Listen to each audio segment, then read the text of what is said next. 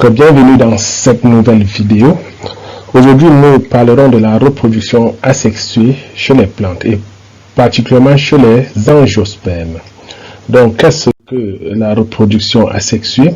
Nous dirons que la reproduction asexuée est la méthode de reproduction qui aide à perpétuer sa propre espèce sans l'intervention des gamètes. Donc, toute méthode de reproduction chez un être vivant qui aide à perpétuer son espèce sans faire intervenir les gamètes est appelée reproduction asexuée. Donc, les individus issus de cette reproduction sont généralement des clones puisqu'ils sont génétiquement identiques. Donc, dans une reproduction asexuée, on aura des descendants qui sont toujours génétiquement identiques, qui ont les mêmes poules génétiques. Donc, la reproduction asexuée a des formes différentes, qu'on soit chez des plantes supérieures ou chez des plantes inférieures. Chez les plantes inférieures, donc, on aura par exemple les champignons et les animaux qui présentent des méthodes de reproduction asexuée différentes. Et on peut observer la formation des conidies dans le cas des aspergillus et du pénicillium. On a le bourgeonnement chez les lévus et les hydres, le spirogia. Quand lui va se multiplier par fragmentation, c'est la même chose avec les marcantia qui vont faire la reproduction par des gemmas, et la régénération sera observée chez les planaria et la fission binaire est observée chez les bactéries. Donc, les plantes supérieures, quant à elles, se reproduisent de façon asexuée par des méthodes naturelles et artificielles. Donc, la méthode de reproduction asexuée chez les plantes supérieures doivent se faire de deux manières, par une manière naturelle, par une manière artificielle. Donc, la méthode naturelle, la reproduction végétative naturelle est une forme de reproduction asexuée dans laquelle un bourgeon pousse et se développe en une nouvelle plante. Donc, on va observer chez une plante, quand un bourgeon doit pousser sur une partie de la plante et se développer et s'individualiser pour donner une nouvelle plante, ça serait une reproduction naturelle, sans intervention de l'homme. Alors que les bourgeons aussi peuvent être formés dans des organes tels que les racines. Donc, ces bourgeons qui poussent naturellement peuvent se développer dans les racines, qu'on peut subdiviser en tubercules, rhizomes, bulbes, c'est-à-dire les parties souterraines de la plante. Et ces bourgeons aussi peuvent se développer au niveau de la tige et de la feuille. Donc, la reproduction végétative naturelle. Et ici, on va voir la reproduction végétative au niveau des racines. Donc, au niveau des racines, l'image est un peu pas claire, mais on observe quand même que sur une plante, on a une nouvelle plante qui va se développer sur la racine, à côté de la plante mère. Cette nouvelle plante doit s'individualiser pour donner une nouvelle plante qui sera semblable à la plante mère génétiquement. Donc, ici, là, on a affaire à un clone. Donc, on va aussi parler de la reproduction végétative des rhizomes. Les rhizomes, parlons du cas du gingembre. Nous savons que sur les plantes rhizomales, on a des sortes de bourgeons qui sont en dormance, et quand la condition devient favorable, quand les conditions deviennent favorables, ils vont germer pour donner une nouvelle plante. Dans la reproduction végétative des tubercules, on va prendre ici le cas de la pomme de terre. Donc, quand vous prenez une pomme de terre, vous allez observer que sur la pomme de terre, il y a des bourgeons en dormance. Donc, ces bourgeons-là sont parfois observables, parfois pas observables selon les circonstances ou selon l'état de la pomme. Mais quand les conditions sont favorables, ces bourgeons vont germer et vont se développer pour donner une nouvelle plante. C'est aussi une forme de clonage. Dans la production végétative chez les bulbes, parlons de bulbes, on prend l'exemple de l'oignon. On va observer chez l'oignon qu'il y a des bourgeons axillaires et des bourgeons latérales. Donc, ces bourgeons-là vont se développer aussi quand ils seront dans des conditions favorables et donner de nouvelles plantes d'oignon.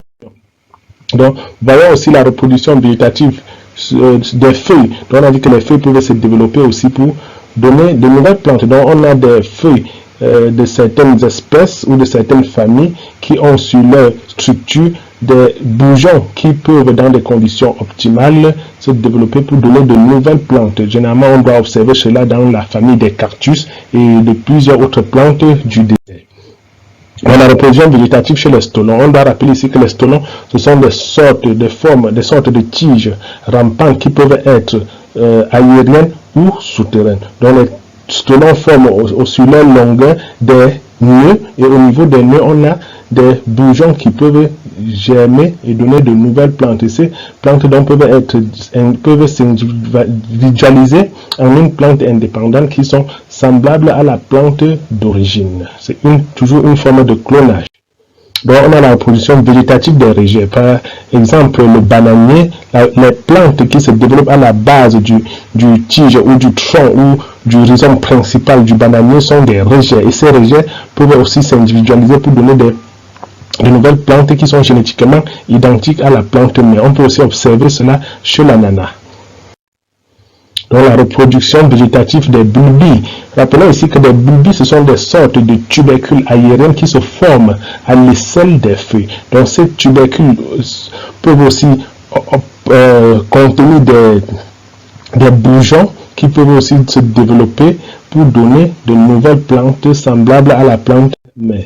Donc, ayant donc fini avec les méthodes naturelles de multiplication asexuée chez les plantes supérieures, on va donc parler de la méthode artificielle.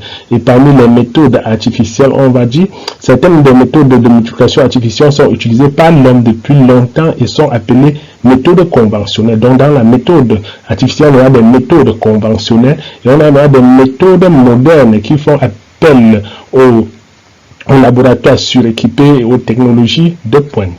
Donc, parmi les méthodes conventionnelles donc de multiplication végétative des plantes, on va couramment observer le bouturage. Le bouturage qui consiste à découper une tige ou une feuille ou quelle que soit la partie de la plante qu'on veut multiplier et de la planter. Donc, c'est cette méthode de faire appel à des techniques bien spécifiques selon la famille de la plante, parce qu'il y a certaines plantes qui peuvent facilement se développer par des boutures, par des tiges qu'on découpe, d'autres peuvent se développer même par des racines, d'autres peuvent se développer par des apex, ainsi de suite. Donc, l'autre méthode conventionnelle de multiplication asexuée chez les plantes supérieures, c'est le greffage. Le greffage consiste donc à prélever un explant d'une plante donneuse qu'on va venir attacher sur une autre plante et former une plante qui est complètement modifiée. Donc, il mélange les paramètres de la plante donneuse et de la plante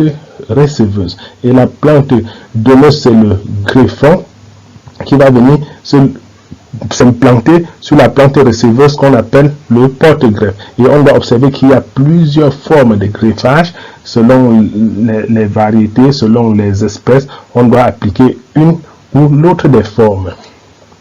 Donc l'autre méthode artificielle de multiplication asexuée des plantes, c'est le marcottage. Donc le marcottage qui consiste à faire développer les racines sur une tige encore attachée à la plante mère. Donc le marcottage ici peut être souterrain ou aérienne. Donc pour le marcottage, il suffit de prendre de la terre et de venir attacher sur une partie de la plante.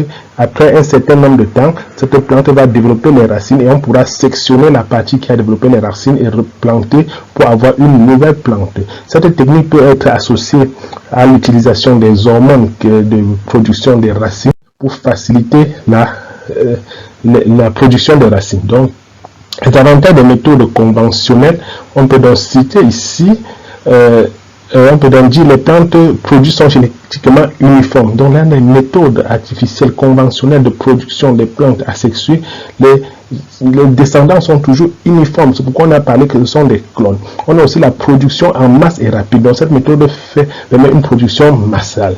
Elle est utilisée pour la reproduction des plantes qui produisent peu ou pas de graines. Donc une plante est incapable de se reproduire par les graines ou produire très peu de graines. On peut utiliser la méthode artificielle conventionnelle pour son développement. Donc, elle est aussi utilisée pour la production des plantes avec des caractères souhaités. Donc, quand tu as besoin d'avoir une plante qui est comme la plante qui est derrière la maison, il suffit de prélever, d'utiliser une méthode artificielle, une méthode de multiplication asexuée pour avoir la même plante parce qu'on a dit qu'ils sont génétiquement identiques. Dans les inconvénients des méthodes conventionnelles, on va d'abord voir que l'utilisation des plantes infectées par le virus comme parents produit de nouvelles plantes infectées. Donc, il y a transmission du virus. Et les structures végétatives utilisées pour la multiplication sont volumineuses et sont donc difficiles à manipuler. Les méthodes modernes, on va dire ici qu'elles utilisent la propriété de la totipotence des cellules de la plante. Rappelons que la totipotence est la propriété d'une cellule à se diviser et à se développer en deux cellules identiques. Donc quand on prend une cellule qu'on peut couper en deux de telle sorte que chaque partie possède une partie du noyau, ces deux parties peuvent, dans des conditions favorables, se reconstituer et former deux cellules individuelles. Donc on exploite donc cette propriété de la cellule donc pour multiplier les plantes. Et les cellules matures du parenchyme placées dans un milieu approprié dans des conditions contrôlées peuvent se diviser pour produire une nouvelle plante. Donc cette caractéristique d'une cellule est utilisée dans l'horticulture, la sylviculture et les industries pour propager des plantes. Donc la micropropagation est donc une des techniques utilisées qui exploite la technique de la propriété de la totipotence des cellules pour la multiplication des plantes. C'est l'une des méthodes modernes utilisées pour propager les plantes, donc la micropropagation. Et la micropropagation fait appel à un ensemble de techniques qui va constituer à prélever un explant ou un tissu ou une cellule ou une petite partie de la plante qu'on va mettre dans un milieu de culture pour qu'elle produise des racines, et suivant des étapes, cette explant va se développer, produire des racines et produire des feuilles selon les milieux de culture et des hormones qu'on ajoute dans le milieu de culture. L'objectif étant enfin d'avoir une plante qui sera donc identique à la plante, mais génétiquement. Ce sera toujours un Donc, avantage des méthodes modernes, on va dire que la méthode moderne permet la multiplication massale et rapide des plantes. Donc, avec cette méthode, on peut produire en grande quantité et en peu de temps un certain nombre, une variété donnée. Donc, les plantes produites sont génétiquement identiques. Voilà aussi un des avantages parce qu'on sera là en train de conserver les caractéristiques souhaitées. Donc, elle peut aussi être effectuée à toute saison. Donc, cette méthode, puisqu'elle est conduite dans des laboratoires contrôlés, il n'y aura pas une limitation de saison. Donc, elle est utilisée aussi pour les plantes qui ne produisent pas de graines viables et les graines difficiles à germer. Donc, quand une plante, comme on l'a dit précédemment, est incapable de produire des plantes, des graines viables ou incapable de se reproduire facilement par la méthode sexuée de reproduction, on peut utiliser donc la méthode moderne ou la micropropagation pour la multiplier. Donc, elle produit des plantes saines. Donc, cette méthode a l'avantage sur les autres méthodes qu'à partir d'une plante malade, on peut produire une plante saine. Donc, l'inconvénient des méthodes modernes, c'est qu'elles demandent une main-d'œuvre qualifiée. Ce n'est pas n'importe qui doit se lancer dans la méthode de production moderne, parce que la main-d'œuvre doit être qualifiée, il faut maîtriser son travail et le coût de production est aussi très élevé. Il faut de gros investissements pour construire des laboratoires, pour acheter l'équipement. Donc, il y a la susceptibilité aux maladies antérieures. Donc, une plante qui était susceptible à une maladie donnera toujours une plante susceptible, puisqu'il n'y a pas de modification génétique, il n'y a aucune transformation qui s'opère. Donc, parfois, le cal subit des modifications génétiques qui ne sont pas souhaitables pour un usage commercial. Vous savez, dans la méthode de micropropagation, il y a une étape où il y a formation de cal, qui est un amas de cellules qui va être exploité pour développer des plantes individuelles. Donc, la manipulation de ce cal peut faire qu'on soit en train de créer une mutation, c'est-à-dire on introduit par erreur un mutagène qui va créer une mutation dans la cellule et on sera en train d'avoir une cellule qui sera différente de la plante. Donc, nous sommes à la fin de notre présentation. Nous vous remercions pour avoir regardé la vidéo. Nous vous demandons de vous abonner pour avoir d'autres vidéos plus enrichissantes.